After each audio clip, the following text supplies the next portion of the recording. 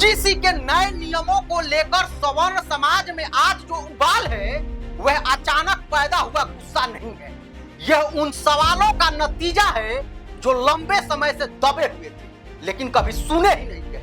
सवर्ण समाज आज यह महसूस कर रहा है कि यूजीसी जैसे संस्थान नियम तो बना रहे हैं लेकिन भरोसे की भाषा में बात तक नहीं कर रहे। और जब संवाद खत्म होता है तो शंका अपने आप जन्म लेती है। सवर्ण समाज की यह नाराजगी किसी विशेषाधिकार की मांग नहीं है, यह उस असुरक्षा की आवाज है जो तब पैदा होती है जब नियम बनाते समय यह साफ नहीं किया जाता कि निर्दोष की सुरक्षा आखिर कैसे हो। यूजीसी के इन प्रावधानों को लेकर सवर्ण समाज के मन में यह डर है कि कहीं समानता के नाम पर उन्हें पहले से ही शक के दायरे में तो नहीं रख दिया गया। यह बहस अधिकारों के खिलाफ कतई नहीं है, यह बहस प्रक्रिया पर भरोसे की है। जब नियम ऐसे हो जो सुनने से ज्यादा थोपे हुए लगे तो विरोध स्वाभाविक है। सवर्ण समाज यह नहीं कह रहा है कि अन्याय के मामलों को दबाया जाए, वह यह भी नहीं कह रहा है कि पीड़ितों को न्याय न मिले। सवर्ण समाज की पीड़ा तो सिर्फ इतनी है कि न्याय की तराजू पहले से ही झुकी हुई न हो।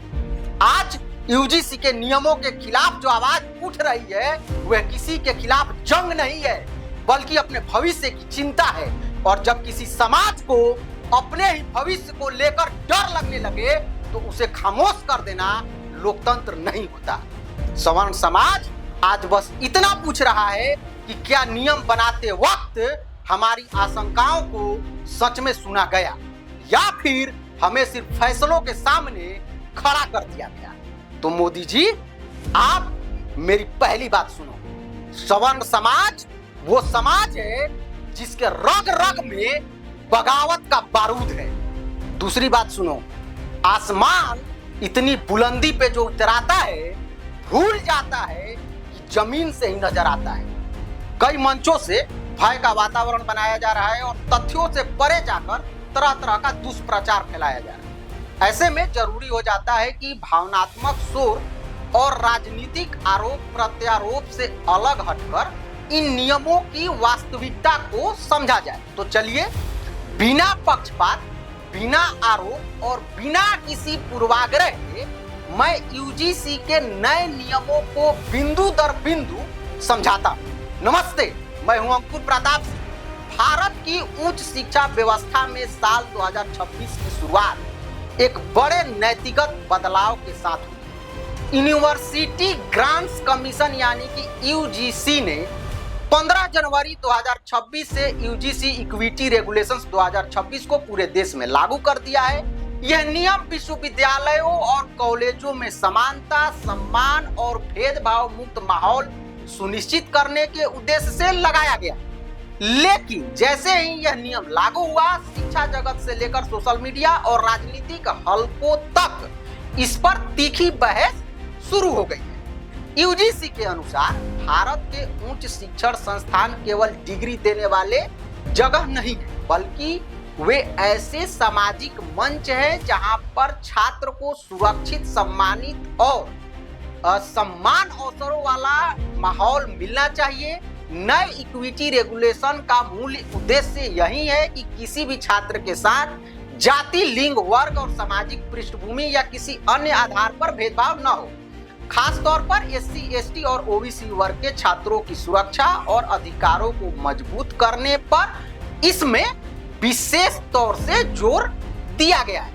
पुराने नियमों को हटाकर नया कानून क्यों लाया गया, इस पर यूजीसी का तर्क है कि 2012 में बनाए गए पुराने एंटी डिस्क्रिमिनेशन नियम समय के साथ अप्रभावी हो गए। कई संस्थानों में उनके पालन की स्थिति बेहद कमजोर थी और शिकायतों के निपटारे के लिए कोई ठोस व्यवस्था नहीं थी। इसी कमी को दूर करने के लिए इक्विटी रेगुलेशन 2026 को अधिक स्पष्ट, सख्त और जवाबदेह बनाया गया। अब हर विश्वविद्यालय और कॉलेजों में अनिवार्य रूप से इक्विटी सेल गठित करना होगा जो छात्रों की शिकायतों को दर्ज करेगा और भेदभाव से जुड़े मामलों की जांच करेगा। नए नियमों की सबसे अहम बात यह है कि ये केवल केंद्रीय या राज्य विश्वविद्यालयों तक सीमित नहीं है, बल्कि निजी विश्वविद्यालयों और डीम्ड यूनिवर्सिटी और स्वायत्त कॉलेजों पर भी समान रूप से लागू होगा। यदि किसी छात्र को यह लगता है कि उसके साथ जातिगत, सामाजिक या किसी अन्य आधार पर भेदभाव हुआ है, तो वह सीधे इक्विटी सेल में शिकायत दर्ज करा सकता है। नियमों में यह भी स्पष्ट किया गया है कि शिकायतों की अनदेखी करने वाले संस्थानों पर कार्रवाई की जा सकती है। हालांकि इस कानून का विरोध भी इतनी तेजी से सामने आया है जितनी तेजी से इसे लागू किया गया है। सोशल मीडिया पर कई यूजर्स और कुछ छात्र संगठनों का कहना है कि यूजीसी को पहले उच्च शिक्षा की गुणवत्ता, रिसर्च और ग्लोबल रैंकिंग सुधारने पर ध्यान देना चाहिए था।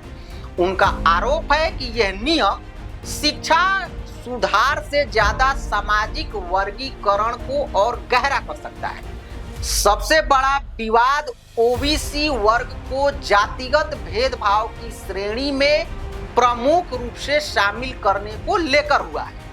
जनरल कैटेगरी के कई छात्रों और अभिभावक इसे एक तरफा फैसला बता रहे हैं। उनका कहना है कि ओबीसी वर्ग को पहले से आरक्षण और कई सुविधाएं मिल रही है। ऐसे में उन्हें पूरी तरह भेदभाव पीड़ित श्रेणी में रखना असंतुलन पैदा कर सकता है। कई मुद्दों पर राजनीतिक दलों की प्रतिक्रियाएं भी सामने आने लगी है, जिससे यह मामला केवल शिक्षा नीति का नहीं बल्कि सामाजिक और राजनीतिक विमर्श का हिस्सा बनता जा रहा है। नमस्ते, मैं हूं अंकुर प्रताप सिंह।